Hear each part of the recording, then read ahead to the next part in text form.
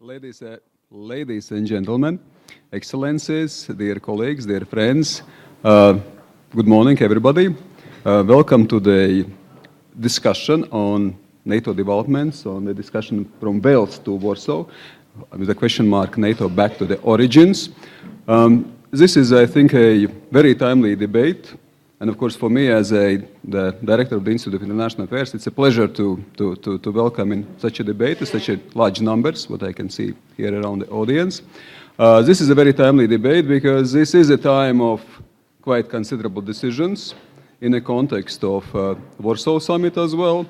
And when I thought about the title, I had the impression that we can also a little bit rename it. Not just from Wales to Warsaw, but also from Riga to Warsaw. 10 years ago, in 2006, we had Riga Summit here. It was 2 years after we joined NATO and also the EU. It was very important. It was very important that first time NATO Summit was on a post-Soviet soil, on a post-Soviet territory. But now, 10 years later, in 2016, it's not less important. It's a time of, as I said, quite a big decisions, big developments. I sometimes repeat that in 2016 we might fully join NATO actually, that those decisions on NATO deployment, on troops being also represented here, on solidarity and real reassurance, I think it exactly takes place right now. But these are just some initial ideas, initial thoughts. We have quite a good, not a quiet, but very distinguished group of people who participate today with us, and we will be able to develop and extend it even more. And of course, this event is impossible without partners and partnerships, like within NATO. We say one for all for one. That's the most successful alliance of all times. And I believe also the partnerships in making, in allowing people to come together and discuss those issues are also very instrumental, very important. And I can mention here the NATO as one of our partners, the Konrad Adenauer Stiftung as important partner to extend this debate and participate in this debate, and of course also the Polish embassy in Latvia. So the very group and very distinguished institutional partners, very good and distinguished speakers for today, and of course that will be, I guess, very dynamic and thought-provoking debate. And as I said, those numbers which are present today just shows the interest, and I think it is very important, and once more shows the time, the appropriate time for this discussion. But with this, I'm stopping my introductory remarks, and I'm happy to give the floor to the member of the parliament, the legislator, those who make also very important decisions here in Latvia. And we have the pleasure having Ainars Latkovskis, Mr. Ainars Latkovskis, who is the chairman of Defense Committee of the Parliament. And that's it, I will stop just with the Defense Committee of the Parliament. Mr. Latkovskis, the floor is yours.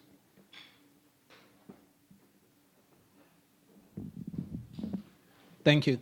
Dear friends, actually hate giving opening speeches or keynote address. I've never given that one.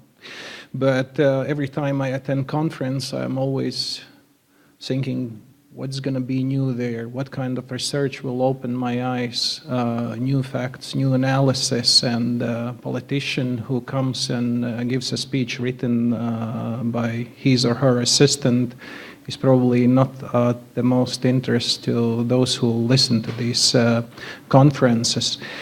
But you know, like everyone opening conferences these days, especially about security issues, says that we live in interesting times, or there is the second choice, we live in challenging times. I have to say that security-wise, we really live in challenging times. And from legislature's perspective, these are very, very interesting times.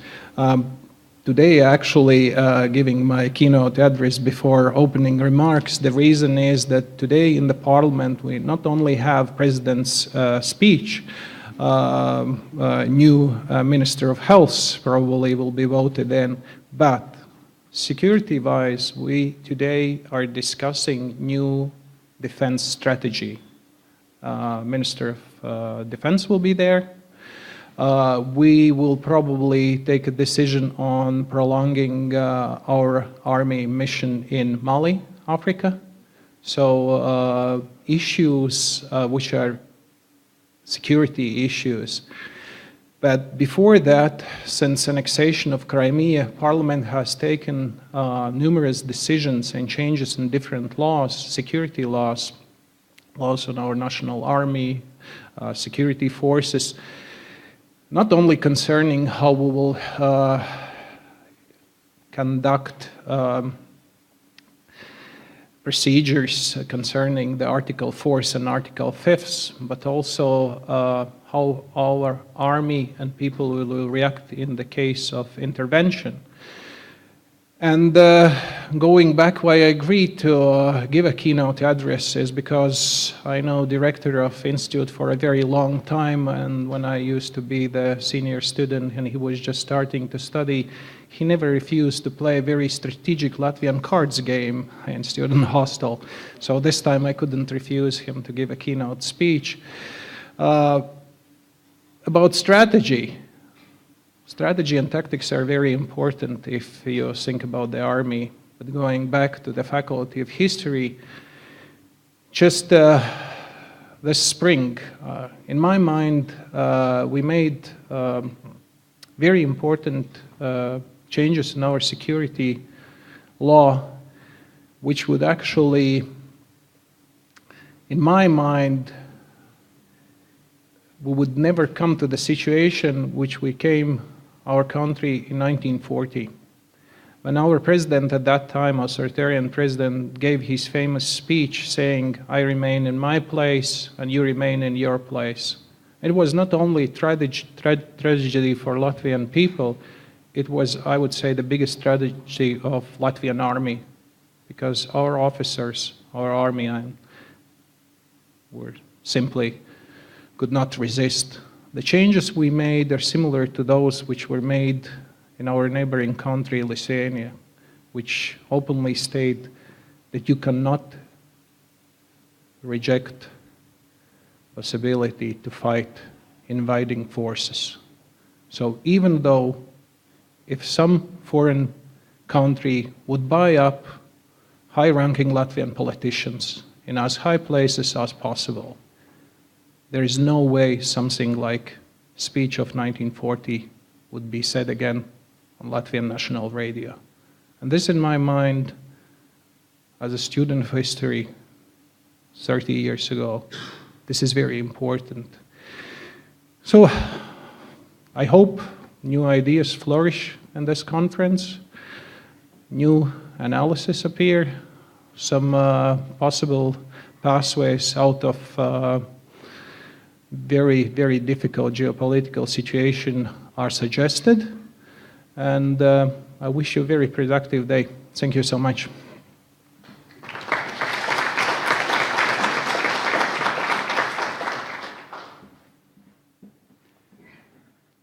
Thank you to Mr. Latkovskis for his thought-provoking remarks, and I think it also shows the context, the emotion, the environment in which we make decisions. And with this, I am already, as I mentioned, happy to give the floor to our institutional partners with whom we have very good cooperation and whom we find very instrumental in organizing this, because one is our own intentions, but another one is exactly to have the partners, to have the supporters. And with this, I'm very happy to give the floor to Elisabeth Bauer, Miss Elisabeth Bauer, who is the director of Konrad Adenauer Stiftung here in the Baltic countries and also in Scandinavia. Please.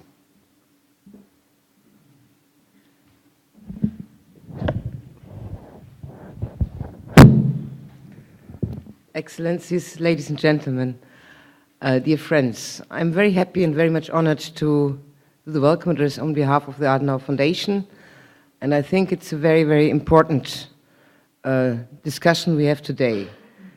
I remembered when we met first, about 10 years ago, it was 2006, and at that time we already did conference together with the Polish embassy, at that time with the Polish embassy in Moscow. It was a conference in St. Petersburg. And we were always discussing security policies around the Baltic Sea area. But regarding the whole developments in these 10 years, it is totally another shape. We have to discuss it now. And I have to say, not only to see what's going on, the discussion lately, the decision lately was getting in Brussels, that even Germany will be here. And you can imagine that for Germany it was a very, very hot discussion inside Germany, because there was always one saying in Germany, never ever boots on any other ground, as out of our history. On the other hand, you can see, regarding, as I'm in charge for the Nordic countries as well, in Sweden, that they just had the decision in Parliament to become at least a hosting country for NATO, so you see the developments even in those countries. And on the other hand, today in the morning I had the information as well, you might have heard it as well, that the Russian will even reinforce their strength at the borders on the Arctic, on the Baltic, so they are doing, they are giving the answer, or even not the answer, but they do the same thing as they did before, even more. So I think today's conference and discussion will be very, very helpful for all of us to get some more information, to even have a look forward what will happen in Warsaw, what will perhaps, what developments, what decisions have been to be taken.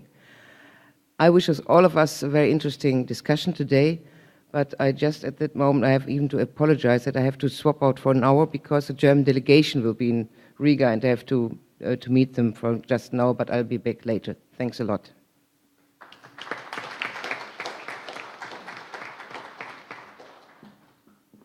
Thank you, Ms. Bauer. We always appreciate the German presence in many ways here in our events and also here in our economic and political developments, and absolutely an important instrumental partner for cooperation. But I would say the same, very similar things about Poland. Poland is a very important partner here in the region, and that's why we are also very happy to have the Polish Embassy on the board, and Polish Embassy has been already participating and supporting our events for some time, and I think it shows once more the good friendship, but also the more increasing role what Poland plays in the region, also in participating in this intellectual, political, strategic debate about the very important issues for all of us. And with this, I'm happy to give the floor to Ambassador, Ms. Debska. Please, the floor is yours for your opening remarks. Thank you very much. Distinguished guests, ladies and gentlemen, dear friends. I'm very glad and honored that I, together with my colleagues and partners and friends, can launch this discussion today, because we are 3 weeks ahead of NATO summit in Warsaw. I remember when we started the discussions last year, we were like ages to the summit, but time flies and it's only 3 weeks. We are after the very good decision from the ministerial meeting just a few days ago, and I hope we also will talk about that today. So let's try today in the morning to answer this question about back to the origins. The biggest task for us at the summit, as Poland sees it, is absolutely the long-term, effective, strategic adaptation of NATO in the years and decades to come. Because as we see the alliance, the strength of it lies in unity, solidarity, values and freedoms. And I would like just to use these few minutes to outline the ideas that we have been organizing the NATO summit around. Firstly, on long-term adaptation, because we know that since Wales, the alliance has taken important steps to strengthen its defense in response to radical changes in the security environment in our part of the world, but also in the south. The implementation of the Readiness Action Plan from Newport is a matter of credibility and also a first deliverable for Warsaw. But the work will not end there. In the new security environment, we need to demonstrate that the alliance is resilient against threats, capable of deterring them, and able to rapidly reinforce its members. And to do that, we need forward presence of the alliance forces on the eastern flank, and that is why I'm very glad of these decisions that were made just a couple of days ago, and I'm very looking forward that they will be confirmed during the summit in Warsaw in July. Of course, Poland is not only waiting for the reinforcement. We also heavily invest in our security. Already now, we spend around 2 DGP on the defense budget, and 20% of this sum is being allocated for the modernization of our armed forces. So therefore, proudly fulfilling our obligation from the defence pledge agreed by the allies in Wales, we encourage the NATO friends to follow suit, and we appreciate that also Latvia is working on decisively increasing its defence budget in the coming years. Well, secondly, on Russia, talking about preparation for the summit. As we all see, Moscow has been flexing in muscles all around NATO borders. We just mentioned Arctica, but also other places, of course. We think that NATO strategic thinking must acknowledge the challenges that Russia's actions brought to the European security. And in the view of the summit, we should come up with a comprehensive assessment of Russian military posture and policy. Thirdly, on threats emanating from the south, because we see the alliance like, the whole entity and all the directions. Conflicts, radicalism, terrorism and failed states threaten stability in the Middle East and Africa. But we in the alliance, we are not immune to them. So wherever there is a security threat, we should be ready to make our southern flank safe and to assist allies in need, because NATO security is indivisible. And fourthly, and that's the last point for the preparation, it's on cooperative security. Enhancing resilience against hybrid strategy is our task at home, but also abroad in our relations with partners that are extremely important for Poland, but also for many other partners, Ukraine, Georgia and Moldova. We should also develop our cooperation with those with whom we share the most, Sweden, Finland, Australia and Jordan. And last but not least, a few words on the Polish-Latvian cooperation, because especially in the military field, it has been enhanced in the recent months and years. Excuse me. We share the assessment of the security situation in our region, and we recognize threats and challenges that NATO faces. Our common intention is to assure that the results of the Warsaw Summit will improve security of all the members of NATO. The sphere of Polish-Latvian bilateral military cooperation is broader and broader, and just as we speak, today 80 Latvian soldiers from the National Guard are taking part in the biggest military exercise in Poland, Anaconda 16, and at the same time over 130 Polish soldiers are participating in the exercise Sabre Strike 16 in Latvia. Polish soldiers are here for the first time, and I'm extremely proud of that. We continue our support for NATO Stratcom and NFIU Latvia. Latvian officers take part in trainings in Poland, shorter-term trainings. So Poland and Latvia have already joined the efforts to make the alliance as strong, as resilient, as capable to deter all threats as possible. And with these initial words, I wish you very good discussions, and I look forward to them. Thank you very much.